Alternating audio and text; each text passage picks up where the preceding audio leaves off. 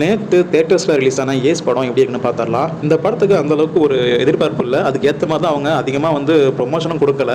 விஜய் சேதுபதி அந்தளவுக்கு இதை வந்து ஓவராக எடுத்துகிட்டு போயிட்டு ப்ரொமோஷன் பண்ண மாதிரி தெரியல. பட் ஆனால் நேற்று ரிலீஸ் ஆகிருக்கு. தேட்டரில் அந்தளவுக்கு கூட்டமும் கிடையாது. நான் போய் பார்க்கும்போது கொஞ்சம் ரொம்ப ஃப்ரீயாக தான் இருந்துச்சு தேட்டரு. அதுக்கப்புறம் தான் கொஞ்சம் கொஞ்சம் நல்ல ரிவ்யூ ரெஸ்பான்ஸ் வந்திருக்கு அப்படின்னு சொன்னாங்க. பட் ஆனால் நான் நேற்று படம் பார்த்தேன். நான் உங்களுக்கு இன்றைக்கி தான் ரிவ்யூ போடுறேன்.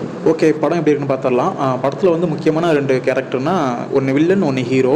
இதில் வந்து வில்லன் வந்து அந்தளவுக்கு ஒரு மெயின் கேரக்டர், ஒரு லீட் கேரக்டராகவே கொடுக்கல.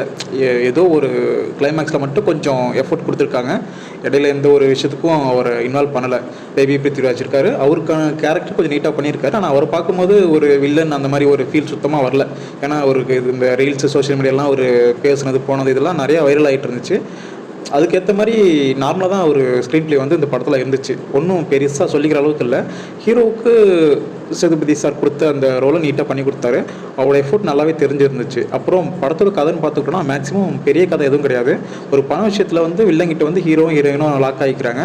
அதுலேருந்து எப்படி மீண்டு வந்தாங்க, அதுக்கு என்ன பணத்துக்கு எப்படி இது ஒரு கொள்ளையடிக்க முயற்சி பண்ணுறாங்க, அதை எப்படி சக்ஸஸ்ஃபுல்லாக அடித்தாங்களா, இதுக்கு நடுவில் நடந்த விறுவிறுப்பான கதையை தான் படமாக எடுத்திருக்காங்க. ஓகே, இதுக்கப்புறம் நான் அந்த படத்தை பற்றி எதுவும் பெருசாக பேசலை. படம் டிசப்பாயின்மெண்ட் கிடையாது. தேட்டரில் போய்ட்டு கண்டிப்பாக ஒன் டைம் வாட்ச் பண்ணலாம். கொஞ்சம் ஓரளவு நல்லா டீசெண்டாக கொண்டு போயிருக்காங்க. ரொம்ப மக்கள்லாம் கிடையாதுங்க. கண்டிப்பாக தேட்டரில் போய் பாருங்கள், என்ஜாய் பண்ணுவீங்க.